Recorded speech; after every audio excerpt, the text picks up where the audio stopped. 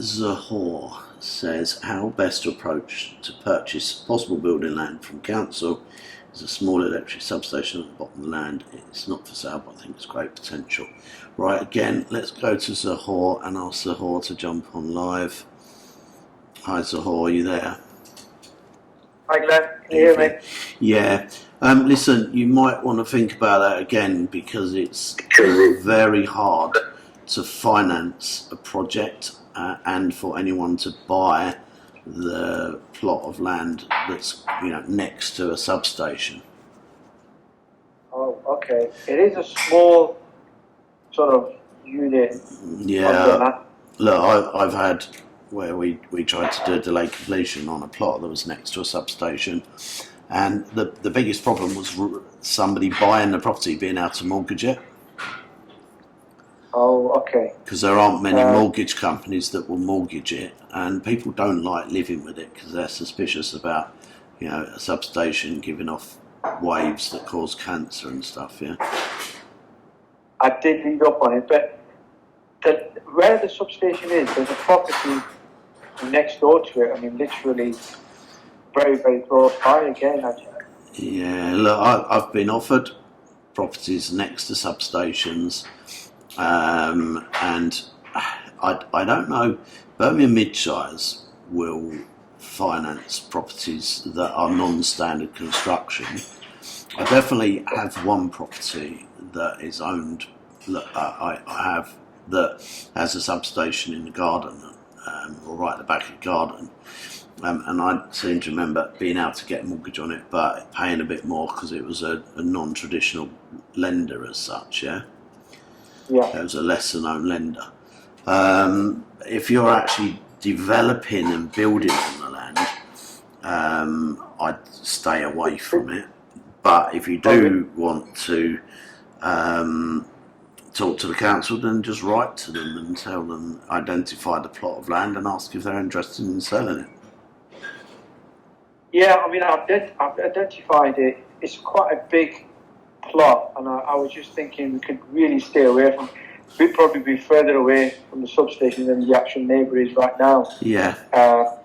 That was one idea, and then I found that the council owned the land. Yeah. And it's in a quite area, and I thought, oh, if I approach the council, they might think, okay, this sounds good. Let's put it on the open market. Yeah.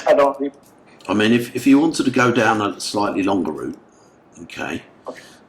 Someone was talking about adverse possession earlier on. You could go and put a fence around it and park a car on it. Okay. And see if anyone says anything. Oh, I think okay. Yeah. Because the chances are the council ain't going to spot what you've done. And unless I think that the local MP just lives a few doors up there. Yeah, but he may or may not pick up on it. Because, like, if a fence goes up that looks like an official fence. Yeah, okay. Okay, and then once it's up and you've got a gate on it and you park a car that identifies it as yours. Right. And you just buy, like, an old car and just keep it there and then sawn it, yeah? Okay. And then just leave? Just leave the car there. One of my properties had a plot on the side that was owned by the council, and I did that about 6 years ago, so I'm not quite sure which way it's going to go, but yeah. I think, yeah, if you sort of, no one's claimed it for 7 years or something? I think it's 12 for that particular thing. Oh. That's a long time. Yeah, no, it's, and that's why it was a bit of an outside bet. But yeah, but you would end up owning the land, and it wouldn't cost you a penny. Yeah. I mean, yeah, that's not a bad idea to throw away. To be honest with you, just I didn't realise you could do that. Actually, you could just. Well, who's going to?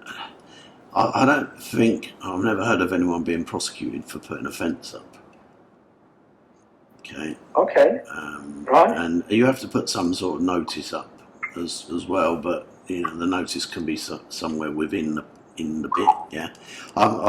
There is someone that I used to know specialise in this, but I'd Google adverse possession and see what the rules are. Okay, definitely. All Will right. do. Thank you. All right then. Appreciate that. All right, Thank no you. problem. Cheers.